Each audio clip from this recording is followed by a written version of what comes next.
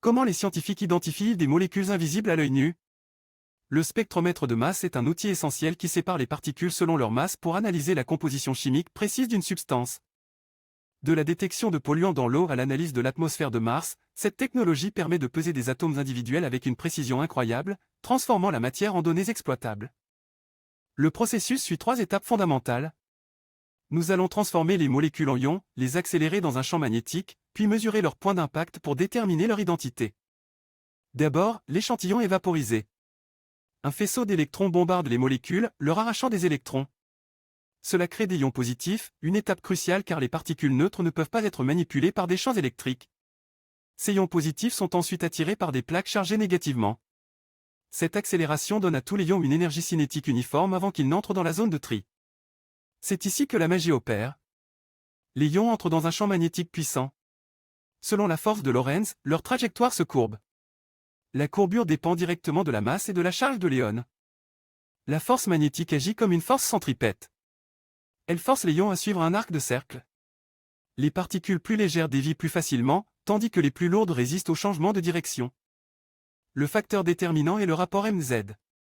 Si deux ions ont la même charge, celui qui a la masse la plus petite aura le rayon de courbure le plus court. C'est ainsi que nous séparons les isotopes. Enfin, les ions frappent un détecteur. Chaque impact génère un courant électrique proportionnel à l'abondance de cet ion. L'ordinateur enregistre exactement où et combien d'ions arrivent. Prenons le néon. Bien qu'il soit chimiquement identique, le néon 22 est plus lourd que le néon 20. Dans le spectromètre, le néon 22 atterrira plus loin sur le détecteur en raison de son inertie plus grande. Mathématiquement, le rayon R est proportionnel à la masse m. En fixant la vitesse et le champ magnétique, nous pouvons calculer la masse exacte de la particule en mesurant simplement sa position d'impact. Le résultat final est un spectre de masse. Chaque pic représente une masse différente. La hauteur du pic nous indique la quantité de cette substance présente dans l'échantillon d'origine. Pour les molécules complexes, l'ionisation peut les briser en fragments caractéristiques. Ce code-barre chimique permet d'identifier des structures moléculaires inconnues avec une certitude absolue.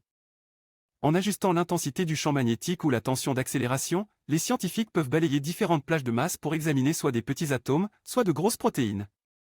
En résumé, nous transformons la matière en ions, nous utilisons la physique des champs magnétiques pour les trier par poids, et nous convertissons leurs impacts en un signal numérique précis. Réfléchissez un instant, si une particule devient plus lourde tout en gardant la même vitesse, sera-t-elle plus difficile ou plus facile à dévier par l'aimant? La réponse est, il augmente. Plus la masse est grande, plus l'inertie est forte, et plus le rayon de la trajectoire sera large. C'est le principe fondamental de la séparation. Le spectromètre de masse reste l'un des piliers de la science moderne, reliant la physique fondamentale à la découverte de nouveaux médicaments et à la protection de notre environnement. Merci d'avoir suivi cette leçon sur la spectrométrie de masse. Cette présentation a été générée par Vision Solvay.